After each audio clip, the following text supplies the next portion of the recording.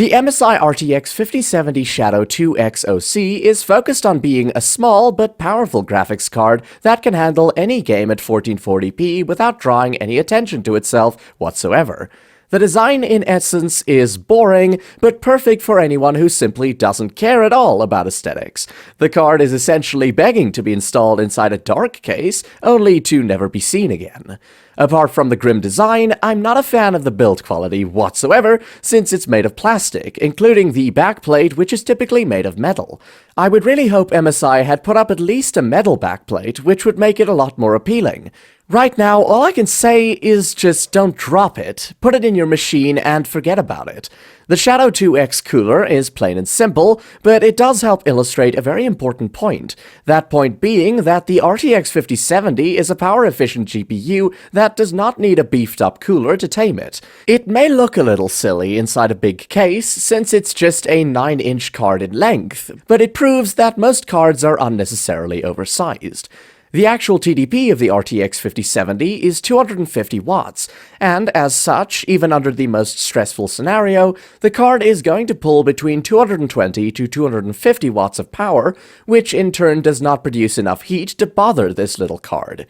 The fans spin at about half speed, which is around 1800 to 1900 RPM, and keep the core at a nice 72 degrees Celsius when drawing 250 watts of power that results in an impressively quiet card. In terms of competition, the MSI Shadow 2X RTX 5070 enjoys a healthy lead in a lot of areas over other cards. It's the smallest out of any RTX 5070 at just 9.1 inches, and the only other card almost as small as it is the 9.3-inch long MSI Ventus RTX 5070 2X with the Zotac Twin Edge coming in at number 3 at 9.5 inches long. Size itself doesn't make much of a difference, but if that's important to you, the MSI Shadow 2X is certainly the best of the bunch in that regard. Performance-wise, this little card can play everything at 1440p, and some lighter titles even run well at native 4K. Claire Obscure Expedition 33, Stalker 2, and Alan Wake 2 are some of the hardest games to run, and yet the RTX 5070 runs them all comfortably at 1440p ultra settings at a steady 60 FPS. The biggest advantage that it has over its competition is real-world pricing and availability.